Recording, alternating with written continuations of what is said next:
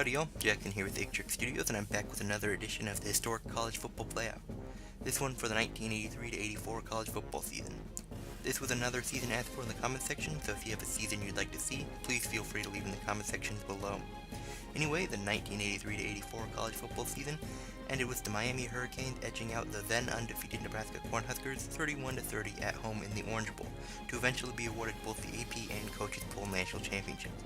But what if the College Football Postseason had existed as it does today? Would then number 4 Miami have been able to pull off the same upset over number 1 Nebraska, this time in a neutral field, for a shot to play for the national championship? Or perhaps even the number 2 Texas Longhorns or number 3 Auburn Tigers would use this opportunity to claim their first national titles in more than a decade. We will start things off in the Rose Bowl as the number 1 Nebraska Cornhuskers look to continue their undefeated season against the number 4 Miami Hurricanes. Nebraska would receive the opening kickoff and then cap off their first drive with this field goal.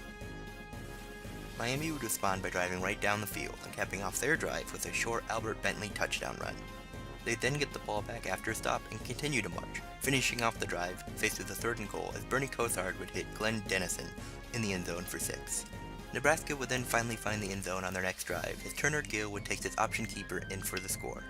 They'd still have no answer defensively though, as Miami would march right back down the field to put this field goal through as time expired, to go into halftime up a touchdown. Miami would receive the second half kickoff and would finally start on offense, but they still moved the ball well enough to kick this field goal through. They'd soon find themselves with the ball again and would continue their dominance on offense, concluding another drive with a short Bentley touchdown run. Sometime later, they'd connect with another field goal, essentially wrapping up the game. Miami repeats the upset, this time with a more dominating performance, 30-10, to win the Rose Bowl and to head back home to take on their opponent in the Orange Bowl National Championship.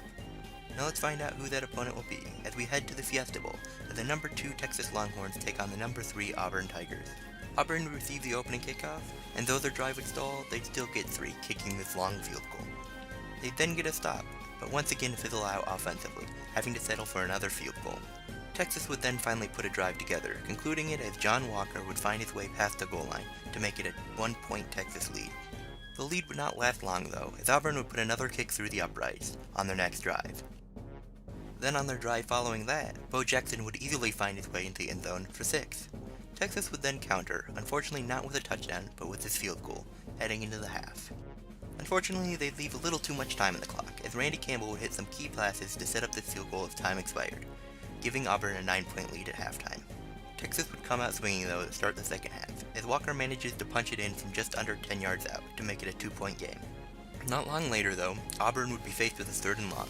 Campbell would utilize a pump fake before looking long to Chris Woods, throwing a beauty and connecting with him on an over-the-shoulder catch to once again make it a 2-possession game.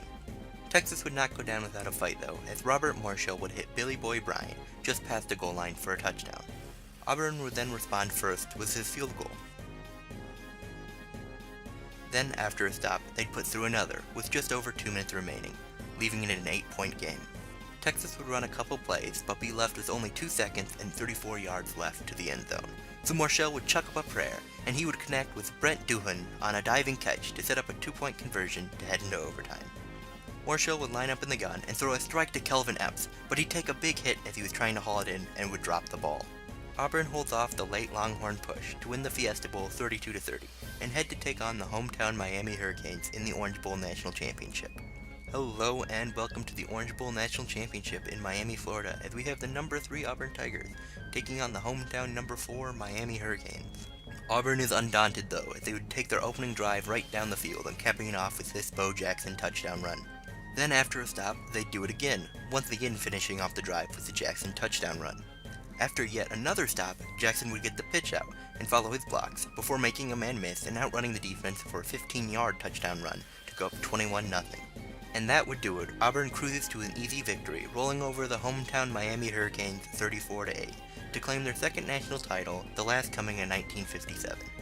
Thank you all for watching this edition of the historic college football playoff. If you have a specific season you'd like to see, please leave in the comments and I will fast track it. If you enjoyed the video, please leave a like. If you did not, or your team lost, feel free to leave a dislike. And if you have not already, please subscribe. And feel free to sound off in the comment section about pretty much anything and everything. Thanks again for watching. Bye.